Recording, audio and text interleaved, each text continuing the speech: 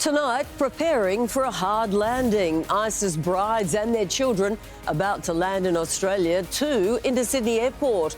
We are on the plane and at the airport as police prepare to make arrests. An underworld abduction at Bass Hill reports his family paid close to $1 million ransom to secure his release. Australia's gas market overhauled, new rules for domestic supply. What does it mean for prices? Moore Park's future revealed, why some are taking a swing. A polar blast pushing across the state, Sydney shivering, our snowfields rejoicing. And bad news for the Bunnies, Latrell Mitchell ruled out of Saturday's clash with the Sharks.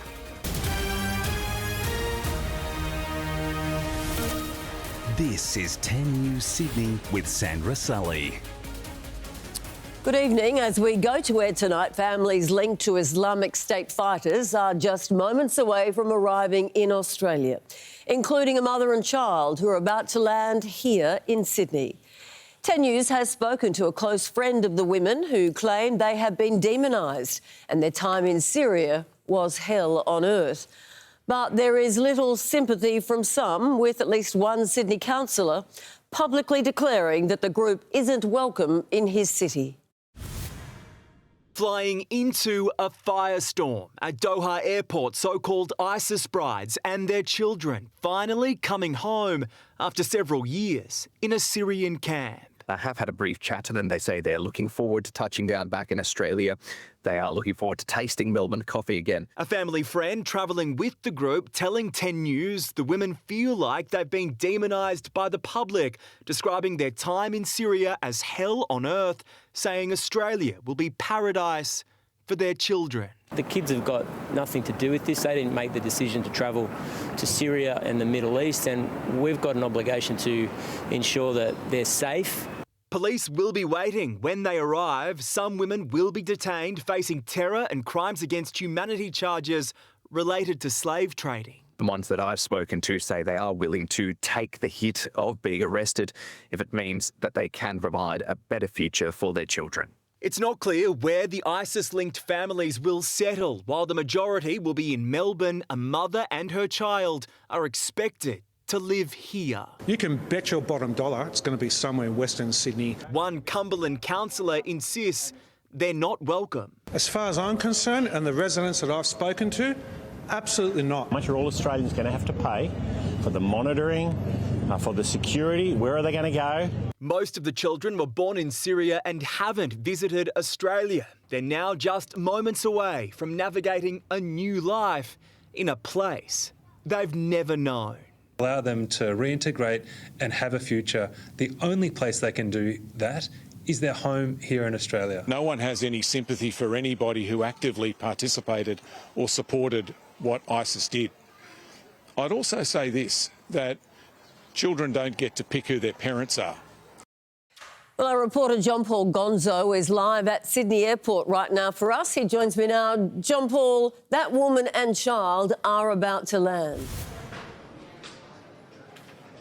Sandra, that flight is right now over regional New South Wales and is expected to touch down in the next 20 minutes or so. What we've seen in the past few moments is dozens of police officers from the AFP and riot squad, along with detectives, enter the arrivals zone. They are expected to meet that woman and child when that plane lands. The mother set to be arrested and questioned about her time in Syria and what, if any, her involvement was with Islamic State. We know, of course, a separate flight also touching down in Melbourne tonight with several more women and children from Syria. At this stage, we haven't seen any family, friends, supporters, relatives of that woman arriving here in Sydney at the arrivals area. The federal government continuing to insist it has done nothing to help this group get home, with DFAT telling 10 News DFAT officials have had no contact with their Syrian counterparts. Sandra, we will bring you more details throughout the bulletin. All right, John Paul Gonzo at the airport there. Thank you. Now, a man believed to be an organised crime associate has been freed by his captors after being kidnapped and held for ransom for some days. Olivia Blunden has more on this story. She's in the newsroom. Liv, this all unfolded in Bass Hill and it's linked to a shooting there earlier this week. Sandra, it's a very tangled underworld abduction that's been under wraps until now, but it caught the attention of police on Tuesday night when they initially responded to calls shots had been fired. They soon realised it happened in the middle of what looks to be a hostage transfer. The victim, a 43-year-old, is in a white Ranger when he's grabbed by two people who repeatedly scream, "Don't move." That's when a gun is discharged, and with the help of a third captor from that ute, he's dragged and bundled into their waiting car. Now, police have confirmed the 43-year-old was let go today and is now receiving treatment in hospital. But there are reports his release came at a cost, a $10 million ransom with videos of the hostage held at gunpoint was sent to his family. Sandra, it's understood the kidnappers then settled for about $1 million. All right, Olivia Blunden, thank you. The federal government has revealed a major shift to its energy strategy, the first ever East Coast gas reservation policy to keep more Australian gas within the country. The government says it will bring lower prices and protect us from global instability.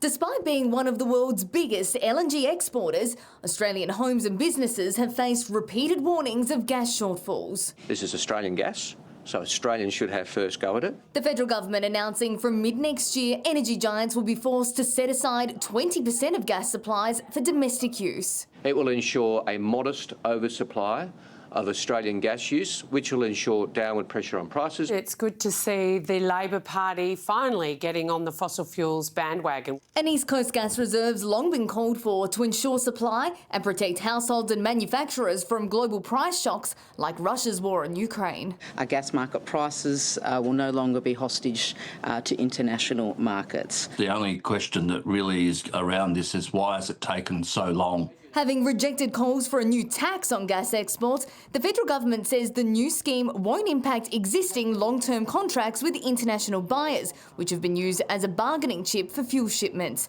The gas industry pushing back. What the government announced today is just going to undermine future investment. It's going to undermine our trading relationships. They would say that, wouldn't they? WA's had its own reserve for 2 decades. The coalition promised one for the East at last year's federal election to cut bills by 3%. The key with energy is we want abundance, we want supply, we want more oil and gas coming out from under the ground. This is a major shift in Australia's energy policy, and the federal government insists it'll put downward pressure on prices, but isn't willing to put a dollar figure on it and risk breaking another promise to voters for lower bills. Chloe Boris, 10 News. There are growing concerns tonight about the potential of the deadly hantavirus spreading after it was revealed that a number of passengers have already returned to their home countries. A Spanish newspaper is reporting that a group of more than 20 passengers left the ship during a stop at St Helena Island 2 weeks ago. That group is believed to include an Australian who has since returned home. 3 infected passengers have now arrived in the Netherlands for specialist treatment, while the ship is now sailing towards Spain's Canary Islands. The Prime Minister has said that the ship can dock there, but the local governor has not agreed. Shareholders have lashed out at ARN Media Board, frustrated at the radio station's leadership amid its diving share price, falling revenue and ongoing expensive legal disputes with Kyle and Jackie O. Today, Chairman Hamish McLennan kept his job, but he copped a grilling from investors who sent a strong message at the company's annual general meeting. If Hamish McLennan was nervous today, he did his best to hide it from shareholders as the ARN chairman addressed the nasty legal battle with Kyle and Jackie O.